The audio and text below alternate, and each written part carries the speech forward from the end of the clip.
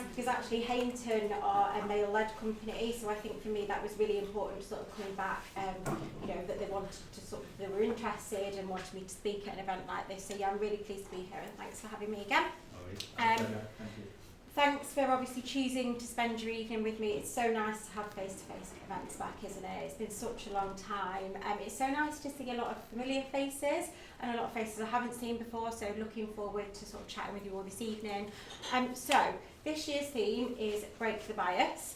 So I'm going to explore a little bit about what bias is, the current landscape in the workplace, and a bit about bias and misogyny in the media and some of the things that have happened in the last year or so, some of the challenges that we're facing as well, and we're going to hear from some females about their own experiences of bias in the workplace and why it's important to fail despite all of this. So I'm just going to point out now that and sort of address some trigger warnings. Just as part of this talk, we are going to be discussing some of the incidents that have taken place in the last year, the unfortunate attacks on women, because I think it's really important to address those. So if you do feel uncomfortable with it, feel free to leave the room. Completely understand, but just, if that's okay, do what you do and do whatever you need to do, basically. So, I'm Yasmin. I should have probably said that at the start, but I'm Yasmin. I'm Head of Early Talent at NHS Digital. I've worked in the HR and early talent space for the last 15 years for a variety of northern businesses, so Jet2.com, Sky Betting and Gaming, Channel 4. I'm responsible for delivering the early talent strategy at NHS Digital. So these are my wonderful grads here. And thank you for coming also. And just making sure that we're equipped to sort of create the leaders of the future and pipeline talent into the business, and that we're cemented in the marketplace as an employer of choice. One of my key passions, as well as equal rights, diversity, feminism, obviously, is ensuring that early talent, right from school through to university, aware and understand the opportunities that are available to them post-education, particularly in the digital skills space. So this morning we did a really nice event, didn't we? So I don't know if all of you know Ahead Partnership. They do a lot of work with schools in the local community, and we were with a group of Year 9 female students that had been specially selected to come and spend some time with us, and it was so lovely to be able to give something back. But also I kind of wished when I was that age I'd had something really similar, because I think actually growing up it was very difficult to sort of have those role models and also get to spend time with any role models as well. So it was really lovely, wasn't it? We had a really good time. So I was named on the Northern Power Women Future list for contribution to diversity in the North as part of the work that I did at Sky Betting and Gaming for the Early Talent Scheme. I'm a board member at Maggie's Cancer Centres, and I'm also a school governor. I'm really passionate about equal access to education and opportunities for all, and the Northern diversity agenda, and also making sure that we retain our Northern talent in the North. So I love the North, basically. I'm not actually from the North, but I love the North. So yeah, in my spare time, which I have very little of, I'm planning my wedding to that man there. He is currently ready to.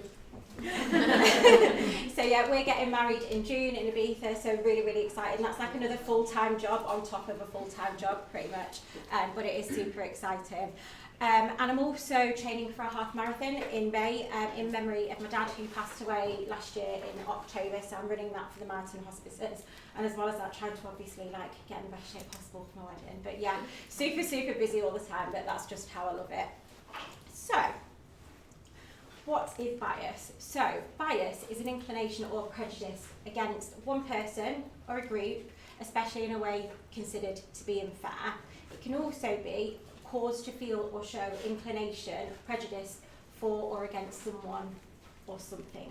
So just kind of wanted to clear that up. Now, what I am going to discuss is a list of reasons why females might not be considered for roles over males, and this is actually taken from a LinkedIn report in 2019, and actually not all of them are bad if you look at them. So both men and women are actually open to opportunities at reasonably the same rate, so 98% and 88% respectively. But we're actually still considered as high-risk employees, especially in male-dominated environments. Pretty awkward. But women are 26% less likely to ask for a referral than a man. Does anybody got any ideas of why they might think that is? Embarrassed to ask? Yeah, that's one of the reasons, definitely. Yeah, I think, again, women are probably a bit less confident in the workplace. Obviously, they shouldn't be, but it's true. But actually, this stat, and I actually think it's a really positive stat, women are actually more selective in their approach. So they apply to 20% fewer roles than men, only when they feel they meet 100% of the criteria. So you can see how that's going to sort of translate from applications right through to follow through in interviews. But men will apply only meeting 60%, which is also fine, but you can see the distinct differences there. And actually 78% of men are more likely to be mentored by C-level executives as opposed to women. So when I mean C-level executives, I'm talking CEOs, MDs, like really, really senior people. So I wouldn't necessarily say it's biased, but you can kind of see why it filters through in the way that it does. So what's the current landscape then for females in leadership roles? I could just sum this up and said not good, but I'm not going to do that. This is taken from a KPMG report that came out this year for the FTSE 100 and 250, and it's pretty hard to try and break the glass ceiling with so many barriers in place. But I do think it's important to discuss the fact that we are seeing a slow yet steady changes to women in leadership roles, and I think it's also really important to make sure that there's a healthy balance of actually ensuring that as a business, if whatever you're doing doesn't actually look contrived and that it's being done for the right reasons. It needs to be as organic as possible when you're growing any talent, but female talent through a business. And I think the business's commitment needs to be seen to be improving diversity in the right way as opposed to just doing it to look good effectively. I think, you know, the danger here is where businesses can fall down is that anything reflected externally within the marketplace, from a culture and inclusion perspective particularly, when a person joins an organisation, it does need to translate internally. So it can soon become apparent if that's not the case when you join an organisation, and that's not actually the case. So that's where it can get a bit awkward. So just sort of diving into the stats. So the FTSE 100 Women in Leadership report actually does show another strong year of progress, especially for women on FTSE 350 boards, and good progress for women in leadership teams, with of course loads of improvements still to be made. It's obviously not finished yet. So the FTSE 100 has actually made steady progress again, with the number of women in the combined executive committee and direct reports actually increasing to 32.5%, up from 30.6% last year, so small but steady. So things are happening, but unfortunately the number of women in the very top job, the CEO, the trend remains very flat and extremely low, unfortunately, and there's a lot more to do on executive committees. But in some key functional roles, particularly finance directors, human resource directors and chief information officers, the FTSE 250 has actually made some quite steady progress, as you can see. The number of women on both the executive committee and direct reports populations has increased by almost 400 this year, despite 62% of all available roles going to men. I know, so it's kind of a bit like a, you know, 6 and 2 3s, isn't it? Catch 22, like that's great, but 62% of roles still went to men. As we can see from the diagram on the left-hand side, when I was writing this, I was like, am I going to be right or left? But it's left. Women in key decision-making roles are now almost commonplace, which is really good news, and that's as it should be. And the representation of women chief information officers and company secretaries did increase during 2021. Countered by a little marginal dip for general counsel and finance director roles and human resources director roles where women tend to dominate. Why do you think that is? I think it's pretty straightforward, but I'd be interested to hear views.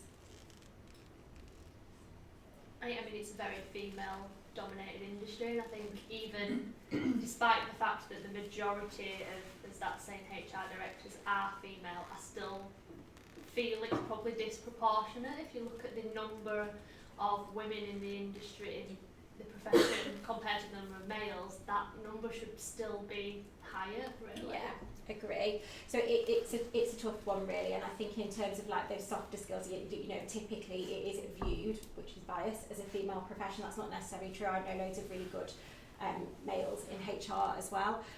So I think it's just important to say, even though there has been progress, that's like a really, really good point, and you know, it still shouldn't be reflective. So, however, this is a really good example of when doing the perceived right thing backfires.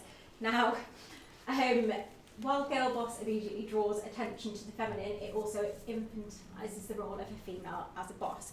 Now, we've all heard, you know, the irony with words such as momtrepreneur, I can't even say it, and CEO. Girl boss was originally intended to sort of, you know, that kind of movement was meant to address exactly this whole thing. So it's a bit cringy, meant to be cute, but then it's kind of like, you know, they're meant to be empowering and enabling for women. Unfortunately, at the same time, it kind of undermines everything that I think that we're supposed to be doing as females in terms of that equality piece, and undermine the achievements that actually, you know, were coined to sort of cheer us on, like a need for like a gendered qualifier, so to speak, which isn't great.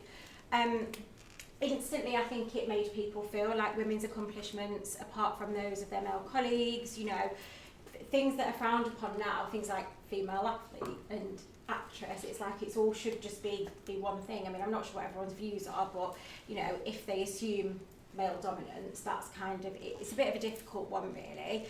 And our friend Magdalena there, so she says, it's very difficult to escape the deeply rooted gender stereotypes that many linguistic attempts backfire. Very true. So while girl boss immediately draws attention to the feminine, it does infantilise the role of a female of a boss. Have we ever heard about boy bosses? No, we haven't. So it does make it a little bit awkward. On the contrary, I will point out that I do own a girl boss mug, which I do really like, and I'm keeping it. However, he's like, yeah, no, you do. So yeah, but that's the thing, and I think at the time when I bought it, I'd never really thought about it in this way, and then when I was kind of starting to see all this like movement and CEO, I was like, it actually doesn't really make me cringe, but I'm keeping the mug because it's cute. So, really important, the report did provide some sustainable ways in which businesses can continue to progress in these areas. So the last 2 years have seen massive disruption across the workplace in general, as we know, across all sectors of the UK economy, and women have been disproportionately impacted. What a surprise, I don't want to sound cynical, but we'll get to that. Impacted personally and professionally, basically. I think the most hard sectors have become the pressures of things like additional care and responsibilities, whether that's family, whether it's children. Progress in women's leadership it continues across these companies, but there's still been quite a decline. So in some sectors, such as hospitality, for example, women have been more likely to work in areas of the business that have seen significant impacts to profits, for example. But kind of makes them easy targets for redundancy when the purse strings are squeezed, which is not good. Similar trends have been seen in other sectors. So retail, for example, that's another one where men tend to occupy the most critical and functional roles. Interesting. Leaving senior women more at risk and exposed yet again. So, and at the risk of being more expendable. So, balancing work and care and responsibilities, that's really taken a toll on a lot of people, probably some of you in this room, probably people that we know. And I think actually the stats say that women are more likely to care for the children at home, maybe elder relatives, however that works. And the intensified pressure of the pandemic has created an even more challenging act of having to balance work and home life for a lot of people. Research showed that actually 28% of women in the UK reported an increase in domestic care and responsibilities just due to the pandemic versus 16% men, I will add. It's also been highlighted that parents and carers that have been working from home were less likely to do so under, you know, conditions that are conducive to sort of high productivity. So it's easy to see why we're still struggling to sort of break those barriers. If anything, the pandemic has unfortunately probably set us back in a lot of ways, which is really unfortunate, but that's the way the landscape is at the minute, I'm afraid. And I think, you know, the impact that this is had on women's careers really needs to be addressed. And I think this is some of the things that have come out of the report, and I don't think it's limited to, but these are some of the things that have been sort of discussed in order to make that steady progress. So things like embracing flexible working. Now, I don't think there's any of us in this room who are probably not working flexibly or in a hybrid working model. However, personally, I actually think it probably makes it a little bit more stressful because there's no sense of routine. So I think if you're balancing that caring act and family act, you know, if you have children, they will be going to school at the same time every day, etc., etc. So if you're not in a routine, that probably actually makes it quite difficult in a way. But I know a lot of organisations are embracing that sort of hybrid way of working. We certainly are. Rebuilding the workforce with diverse candidates. So again, it's kind of back to that thing of making sure that you attract a diverse pipeline.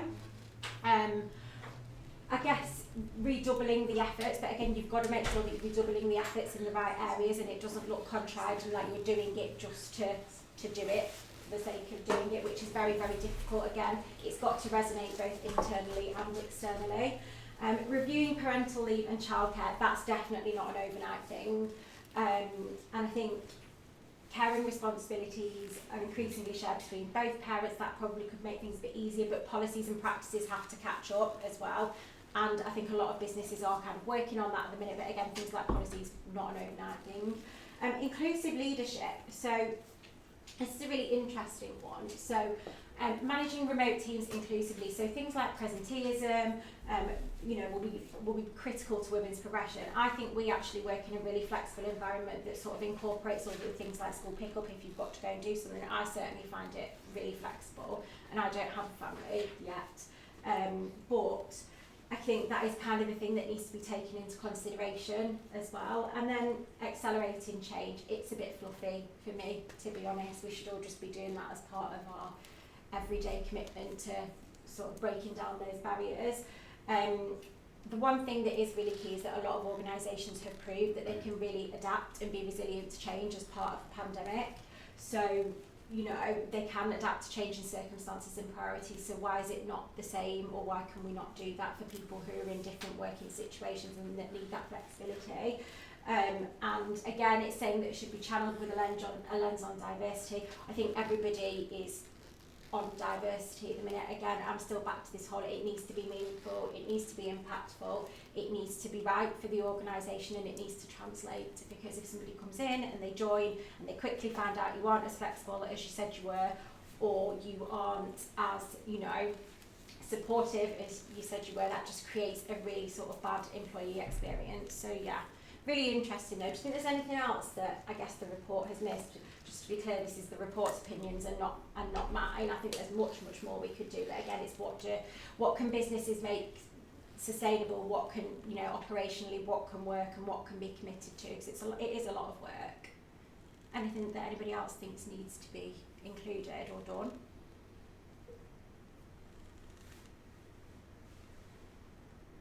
Interesting, I'm sure there's loads. I mean, I am sure there's absolutely loads. So I'm going to move on to enough is enough and misogyny in the media. So I think it's fair to say that for women this year, it's just been a very difficult year, 18 months in general. I think the murders of Sarah Everard, Sabina Nessa and Aisling Murphy, I think it's probably really hit us all quite hard.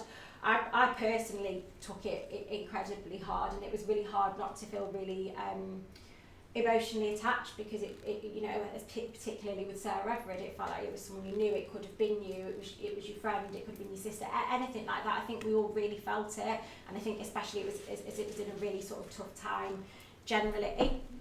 I think it's really largely felt to me that as women, we're not safe anywhere. And I think that really, even with presumed figures of authority, and I think that's what really hit home.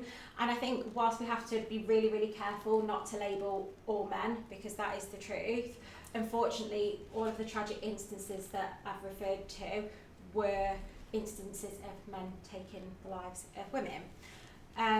So it is quite hard not to feel biased in that situation when you look at everything that's happened in such a short space of time, and it does make you feel a bit disadvantaged somewhat.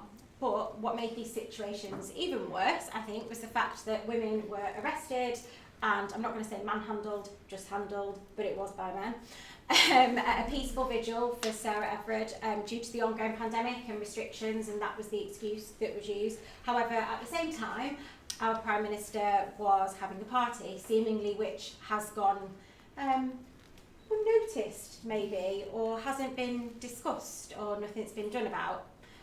These women actually, very interestingly, were also then targeted on Tinder by policemen after this vigil, so they went on and found them and targeted them due to this. So it's like you can't even be safe on your own phone. It's hard to feel really then, looking at that there isn't really a distinct amount of bias and sexism when it comes to that situation, and when it comes to male authority figures as well. And I think even reflecting back as far as the Yorkshire, for some of you might be a bit too young. I mean, I wasn't around. Maybe you think I was, but I wasn't.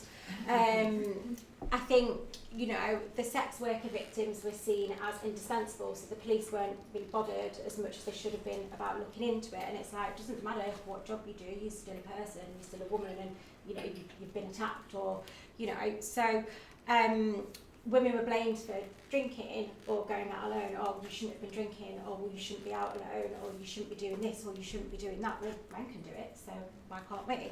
And we can see by the recent attacks on women, unfortunately, that hasn't changed much in the last however many years. I think whilst I think it's so important to remain incredibly vigilant and keep yourself safe, the question I often ask myself is, why should we have to? We shouldn't live in a society that we have to be constantly on the lookout or protecting ourselves, or not able to walk out in the dark or walk to a gym class or whatever it is. I don't personally, I don't think I'd be allowed, no, I'm joking. But I think that there's a constant worry there that I don't like being out on my own in the dark, and I shouldn't have to feel like that. Maybe when I was a bit younger I probably didn't think about it as much as I should, but you know, we do have to remain vigilant, but it does winds me up quite a lot that we're vulnerable targets. I don't think it really helps the situation that the people who are in authority figures in the country aren't challenging things or finding different ways to keep us safe, rather than putting the onus on us to do that ourselves. It's not enough, unfortunately. So these stats are really not comforting, unfortunately, but I think they need to be discussed. They just show that the landscape for women isn't drastically changing when it comes to being targets of attacks. And in the graph on the right, we can see that actually women are more likely to be killed by someone closest to them, which is incredibly sad, as opposed to men. So 32% of women are more likely to be killed by a partner or an ex-partner, with men coming in at only 2%. You can see that those figures kind of change as you go down, in terms of men are quite high when it comes to sort of a friend or an acquaintance. What's even more worrying for both areas is that actually no suspect charge, so how many things go unsolved or basically left. On the right hand side, on the left hand side, we can see a whole host of reasons as to why a woman wouldn't report rape. So embarrassment, didn't think the police could help, it'd be humiliating, didn't think they'd believe me, too trivial, not worth reporting, didn't want to go to court, didn't think they'd do anything, the police wouldn't be sympathetic, they feared more violence, it's a private matter, dislike or fear of the police. I just think that's incredibly sad, and I also think it's important to address it. It is such an uncomfortable topic. It's not a nice one, but this is what we're dealing with. This is what we are dealing with moving forward. This is the amount of women and men probably that are out there that don't report attacks, that don't report, you know, when things happen to them, that don't report rape. That people don't want to talk about, and this is all women that don't want to do that because they've been made to feel uncomfortable or shamed, or they feel like they've done something wrong. That it pains me greatly, I'll be honest, it really, really does. And yeah, so I just wanted to make sure I shared. So, classic Mean Girls picture for anyone who's seen it. Has anybody been a victim of Regina George? But raise your hand if you've personally been a victim of bias. Now, I shared these stats last time I was in it. Unfortunately, they haven't changed, so they've come again. But again, Women are 47% more likely to suffer injuries in car crashes. As safety features are designed for men, of course, so should we just not drive them? Or, do you know what I mean? 33,000 girls become child brides every single day. That is just absolutely phenomenal. And only 6 countries have the same legal work rights as men for women. It's going to take 105 years to close the gender pay gap, so we all better get busy and make it a bit shorter, because that is just far too long. I think even my grandkids will still be closing the gender pay gap at this rate, but that's just, it's ridiculous. But I know there is a lot of work going on, but need to push harder. And as we've seen, women represent less than 50% of leaders in all industries. Unfortunately, that hasn't changed that much yet. There's been little dips, there's been peaks, but still so much work to do. So I'm going to show you now a host of women that I know as colleagues or friends in the city who all work in completely different industries, and I asked them just if they had any experiences of bias or prejudice in their roles that they could share with us that they've come across during their careers. I think during my career there have been so many occasions where I've been treated differently because I'm a woman. I think often it can just be microaggressions, but there can be circumstances that make you feel very vulnerable. I was invited to go to a CEO event when I was a COO of an organisation, and my boss couldn't make it. And it was one of the first times I'd been invited to something at that scale, and so I felt quite nervous anyway. And when I arrived, I felt really put together. I had on a great suit, walked into the room, walked over to where they were serving the teas and coffees, and 2 men walked up to me and said, could we have another coffee please? And I felt that I looked around and there was only one other woman in the room, and maybe she was older than me at the time, and they just couldn't consider that maybe as a young woman I could have a senior position, and just was there to serve them. So was quite nervous, addressed it and said, why would I get you a coffee? I'm here for the event. And I think they looked shocked and apologised, but I know that if I'd have walked in there as a man, that I wouldn't have been in that situation and that they would have treated me differently. And I think that's happened so many times where as women, or as younger women, or as, women who maybe are a different colour, or, anything that makes us different, find it harder to get ahead because we have those anxieties because of the prejudice or microaggressions that we experience. Hi, I'm Kylie, I'm a corporate lawyer. I act on acquisitions, disposals and investments for companies. I was once in a situation where I had a male partner on the other side of a negotiation. There were around 6 of us in a room, and after I said something during the negotiation, he let out, I'm not being pushed around by a bossy young woman like you. So it was clearly very inappropriate, outrageous thing to say. And it was quite embarrassing for me in that moment. But in that situation, he had lost the trust and confidence of the room. Everybody was clearly quite embarrassed and empathised with the situation that I was in. I kept my confidence and kept my head up. He had clearly lost control because he felt like he was on the back foot during the negotiation. And I just continued to be myself and worked through the negotiation and got a good result for my client. Hi, my name is Sandra Patel Stewart. I'm CEO and founder of Transition Partners. As a female founder over the years, I have always naturally been quite conscious of diversity and inclusion, particularly due to my background as well.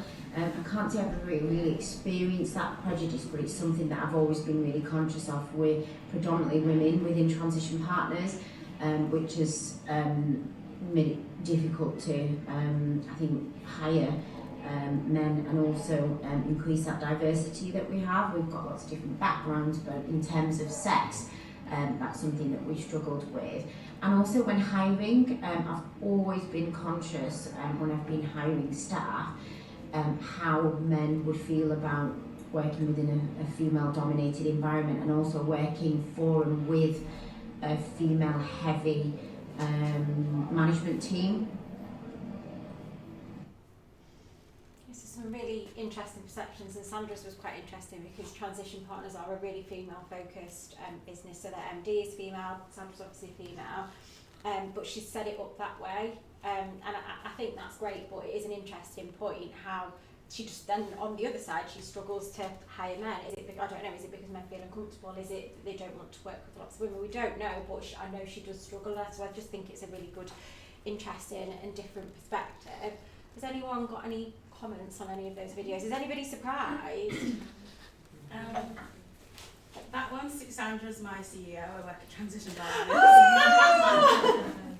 And seeing kind of like what she's said about her hiring process, because I've only kind of just started there, and when I kind of looked at all the different recruitment agencies in Leeds, they were all very corporate, very masculine energy, and even though, you know, it's something new, do I want to get into it, there was something kind of hesitant about it.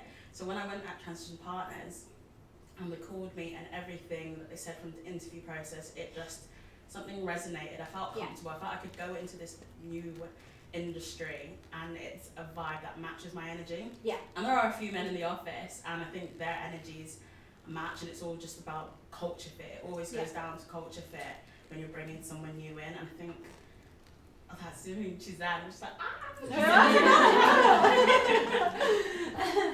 Anybody else got anything they want to add?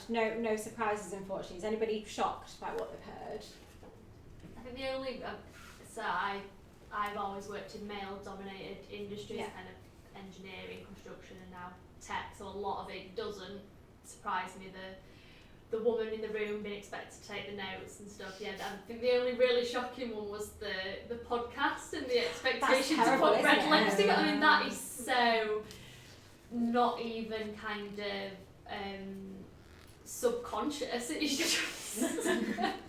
So I know all of these women like incredibly well, and I've never heard any of those stories. Would you believe it? I mean, I've heard the first one actually quite a few times, but I've never heard any of the others. So Elaine's never told me about the red lipstick situation. I thought she would have done, knowing how she knows me and that I'm like a pretty big feminist, but she probably got a kick off. But she, I was shocked. I had to watch it twice, and I was like, it's a joke. But no, it's dreadful. You get so used to those sorts of things that it's not a story to tell anymore. It's just that's the problem.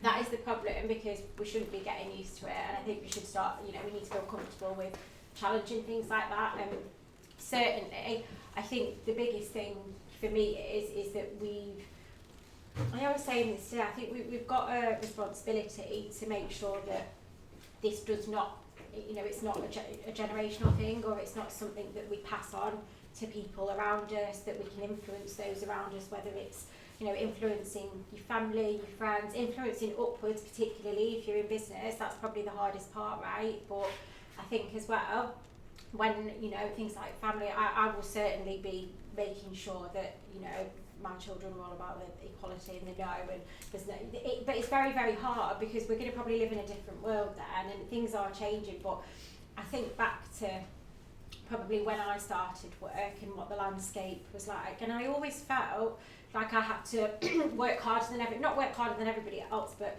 work a bit harder because I was a female. So I didn't do the things that I should have been doing, or I didn't look after myself, or take lunches. So, and this is a prime example. This is one of my favourite memes because it actually just represents me. So, trying to excel, maintain a social life, drink enough water, exercise, text everybody back, keep everyone happy, be amazing to everybody.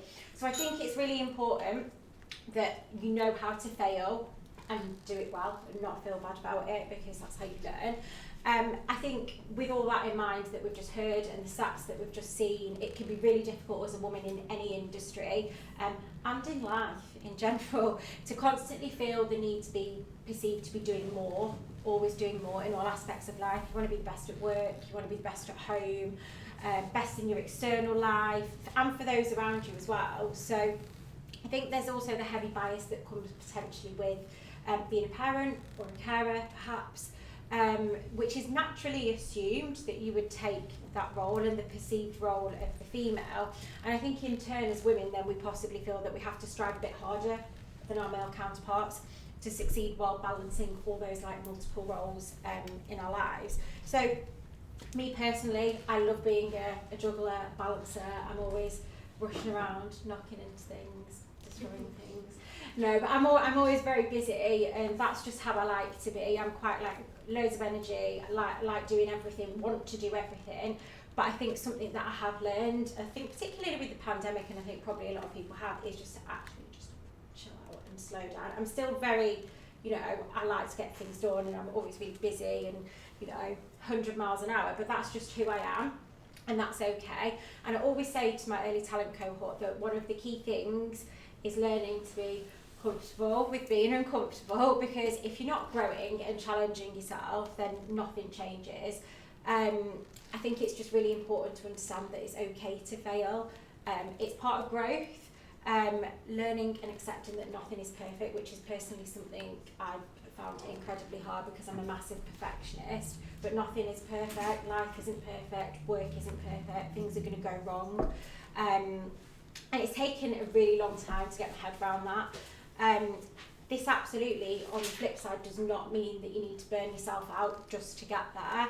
I think one of the most important things that I wish I'd learned a lot earlier, apart from listening to my mum about most things, so you should definitely do that, I think was the value of taking lunch breaks and stepping away from your desk and feeling okay to do that, and protecting your own time and being comfortable with saying no. Like I was, talking to a lot of the students today at Head Partnership, and a lot of them were saying, oh, well, I feel like I have to do this because my parents want me to do it. And it starts at such a young age, right, that, I think this girl had 3 brothers, and she's like, well, they've been kind of let to sort of do what they want, but when I say I want to do this, my parents say no. And I'm like, me sitting there stoking the fire, like, you should be saying no. Like, it's okay to say no just because it's your parents, because that gets ingrained in you then from a completely young age, and you're like, oh, well, I can't do that because I'm restricted. Like, I think she wanted to go and be in the army, and I'm like, yeah, good for you. She wanted to work in construction, and I'm like, absolutely. I'm like, that is so cool, go and do it. But I think in her spare time she wanted to join the cadets and get a bit of exposure just to try it and see if she really liked it. And she was like, no, my grandparents don't support me, that, they say no, they want me to do this, my mum wants me to own a restaurant. I'm like, well, what do you want to do? So I think it starts very, very early, that learning to say no, and putting your foot down and saying no. I'm not no as in like, at work to your boss, like, no, I'm not going to do that because you just can't be bothered, but no as in, what protects you. I work when I need to work, and I work incredibly hard, and I'll work late if things need to be done. So for example, tonight is work, but I love it and I don't mind. I've been in the office all day. I'm straight back in tomorrow to see this wonderful lot, because we've got lots of assignment matching to do. But also on Thursday, we're also, as well as all of this other stuff going on in day-to-day work, we're running assessment centres for the 2022 cohort that are coming in, and they run till at least 7 o'clock. So it's like, actually, I need to do my day job at some point, and you really have to try to protect your time to be able to do that. And I'm very protective now, as I've got to nearly 36, of my time and my personal life. And, I don't feel that just because I don't have a family as of yet, that it doesn't mean I have to put my energy that's left over into work just because I don't have a family. That's absolutely not the right thing to do. I invest it in areas that I value equally as much. Whether that's, going to the gym, spending time with my fiance, my family, my friends, doing what I need to do, mostly going for brunch, spending money, whatever it is. No, I'm not really, I shouldn't say that. But you get the picture, right? There is stuff that, and there's stuff that needs to be done as well, like, it doesn't mean I'm going to sit there and work till 9, 10 o'clock at night, because I'm not giving the best version of myself to work. And I think part of being your best self at work is bringing your most authentic self, and losing the things that make you you is only going to do you a disservice in the long run. And that's something I learned not too late. I think it's taken a lot to get to that point, but I can honestly say now that I'm 100% unapologetically myself at work because of the decisions that I make outside of work, because I choose to have that time, and I'm not bothered if anybody judges me for doing that. I do me, and one thing you don't get back is time, so you need to use it wisely. So you do you, and that's all. Thank you.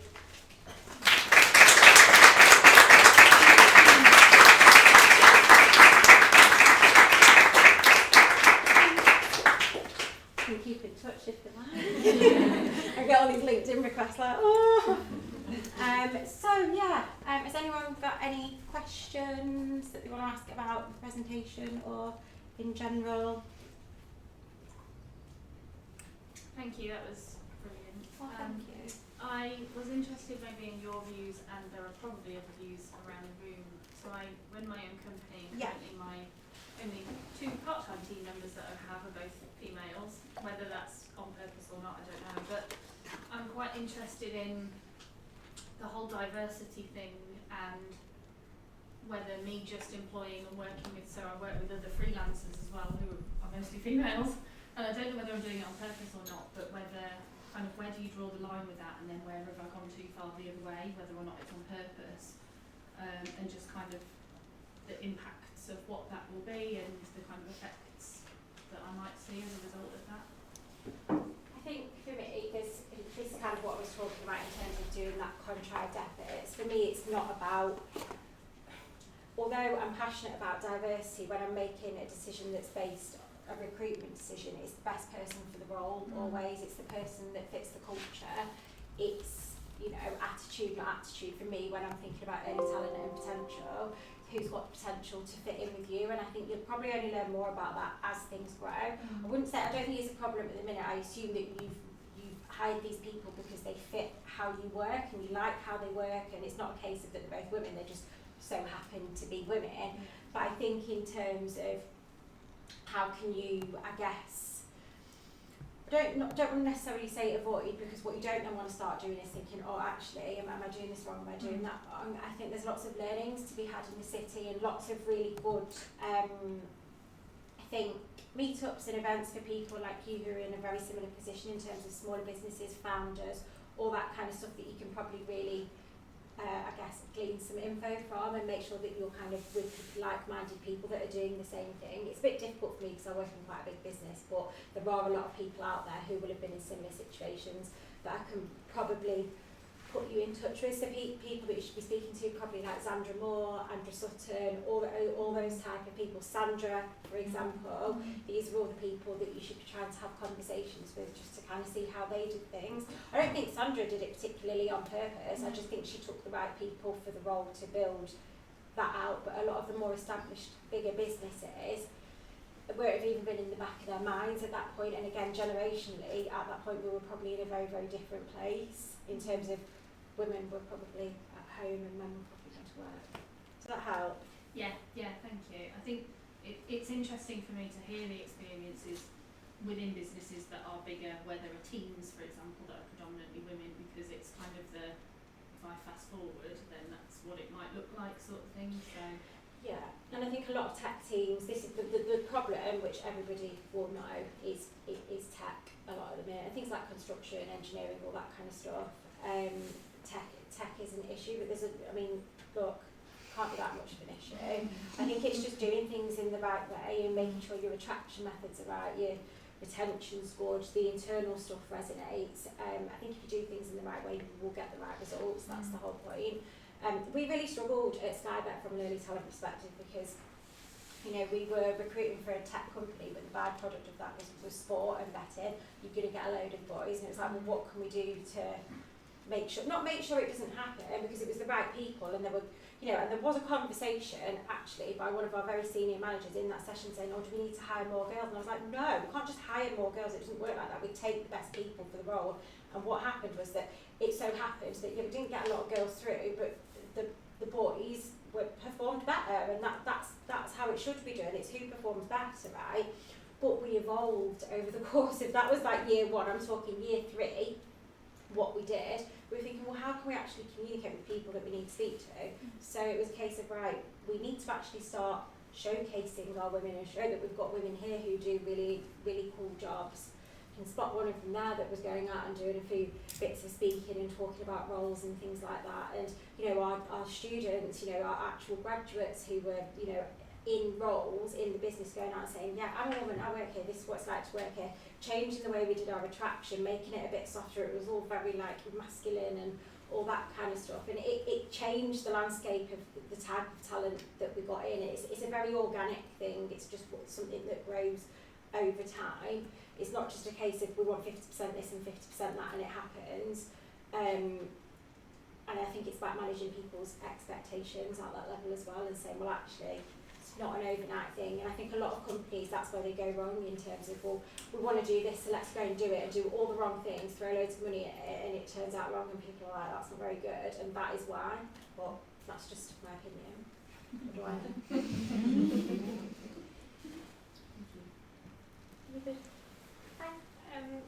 Just going back to the FTSE 100 stuff, just because I read about it today.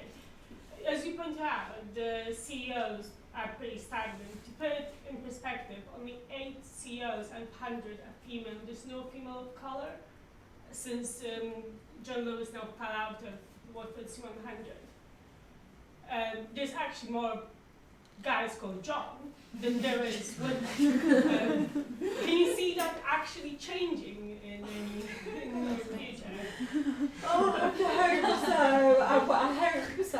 I wish I could change it all. It's like I feel like the problem is going to be is that I'm never going to be sick about talking about this kind of thing because it's important, and it's not just because I like to cause a scene, which I do, but it's because I think it's important, and I think it's important that people learn about it and understand where things have gone wrong in the past, and I think it's important that people want to actually improve so we can see things change. I think there was a bit of movement after Black Lives Matter about, you know, taking people out and putting people in roles. I'm like, okay, that's nice, that's lovely that you're doing it, that's really good, but A, have these people qualified for the roles, B, have you put them through a proper process, and this looks ridiculous on the face of it, this is stupid, you can't do this, like, but people were doing it, and it's a very knee-jerk reaction, and this is what the problem is in terms of versus organic growth. So, do I see it changing? Not overnight, no, and that's just me being honest, I'd love it to. I think, you know, the CEO needs to be the right person for the role, right? Whether it's a man, woman, non-binary, whatever you see yourself as, right? It's the person, it's the aptitude, you know, you've got to be able to do the job, it has to be the right person for the role, and I'll always stand by that. But I think there are a lot of things, as we've discussed, that prevent women from getting to that point in their career, which shouldn't even be an issue really. Like things like, you know, like say having a family because you're presumed that you will be the caregiver, for example. So I wish I could give you a better answer and be like, yeah, 10 years, it's all going to be great, we're all going to rule the world. I think, you know, we will. It's not about that, it's about that equality and parity and being on the same level, but there's just a lot of work to do before we get there. I just wondered if you had any thoughts on how to tackle women that have the bias, because some of the worst experience I've had with this misogyny is actually women perpetuating it, and you feel that you can't even push back because they're women.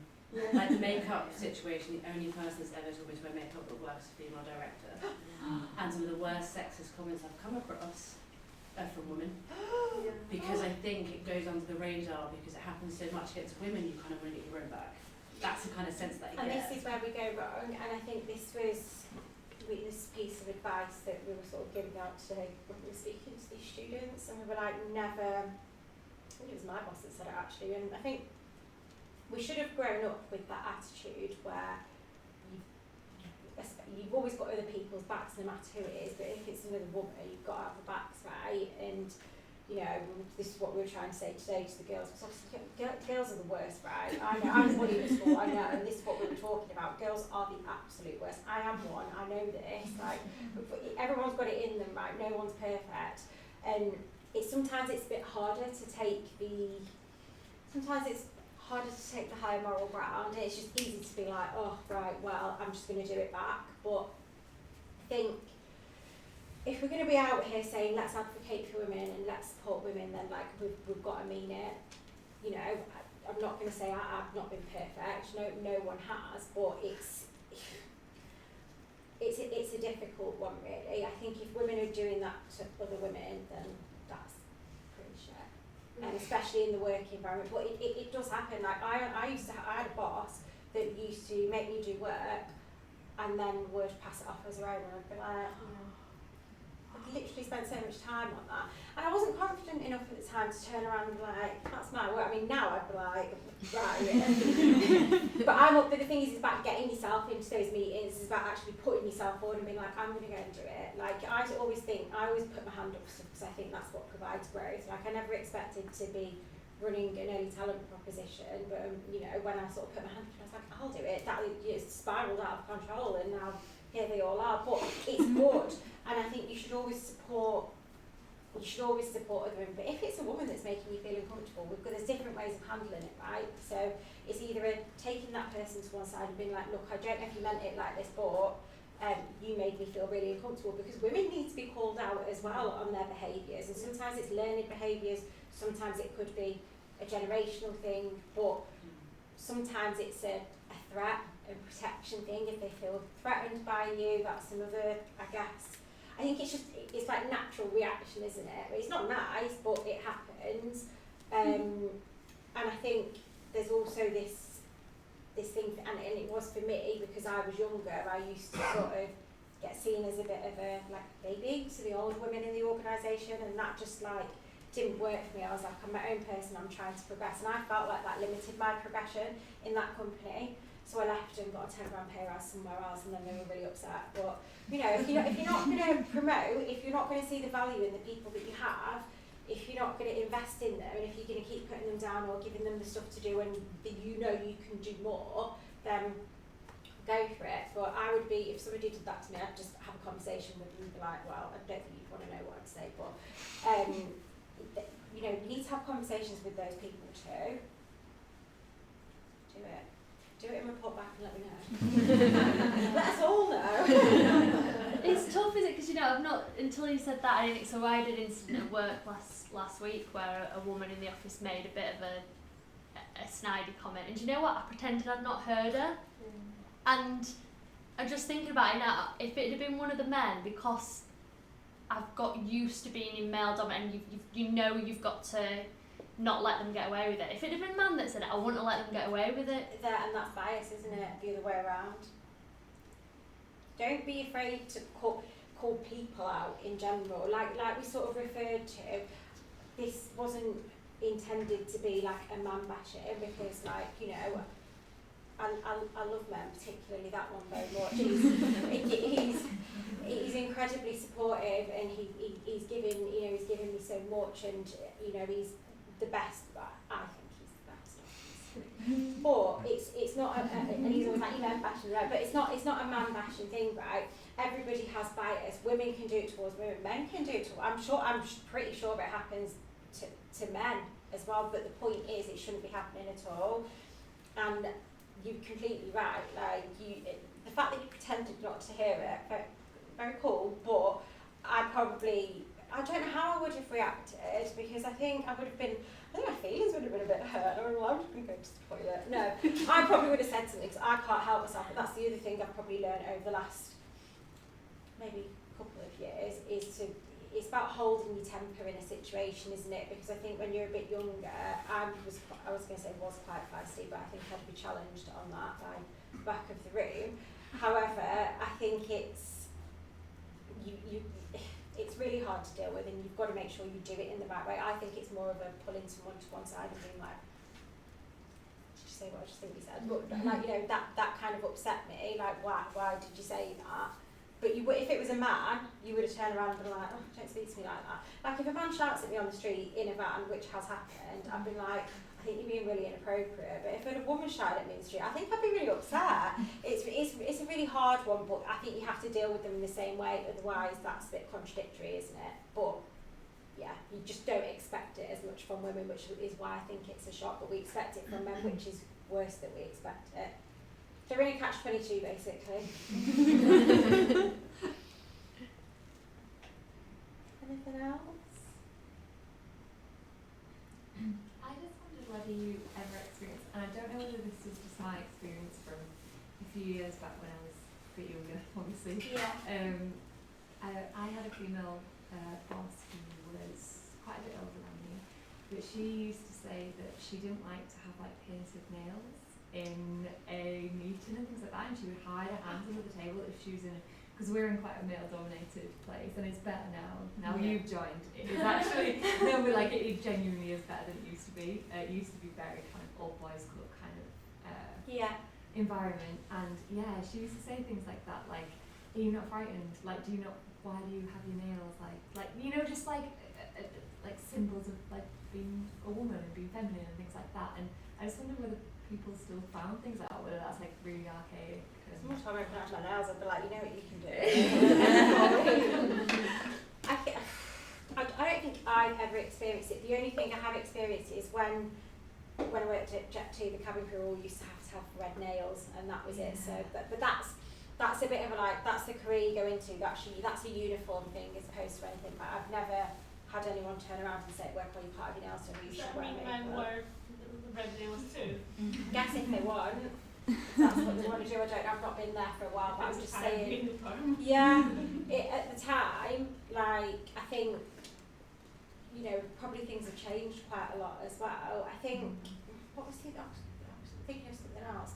I think I did get, it's very strange because I did probably get commented on in my first job, or no, maybe it was at Jet2 actually, or the HR director, who was a man actually, thinks your skirt is too short. Well, that's good for them, that's nice, but I like it. So, and that did make me feel uncomfortable, and then I was like, oh, maybe I should be more conscious about what I wear. And I do think how you dress is part of you, that's like who you are as a person. So I don't believe in all this, like, got to wear a suit and you've got to do this. And I don't think I could do it anyway. And I think, actually, very interestingly, at NHS Digital, it used to be very corporate before the pandemic, and I was like, well, hang on a minute, I'm not very corporate. I'm bringing in,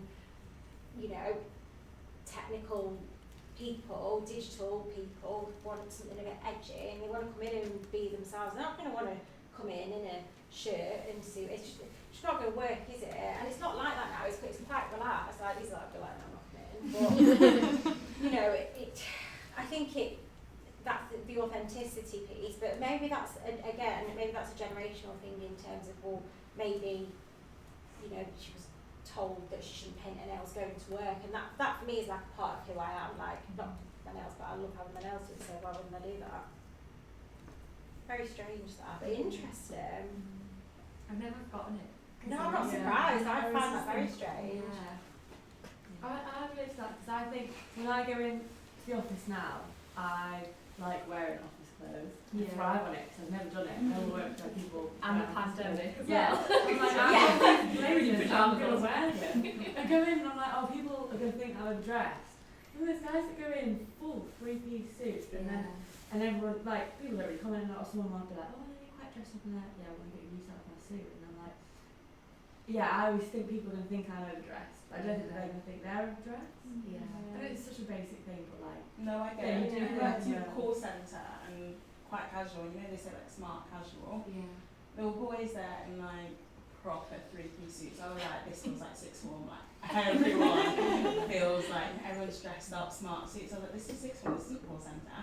And I'm very much like, very girly. I love blazers, I love Zara, I love shopping. So I'll wear whatever I want.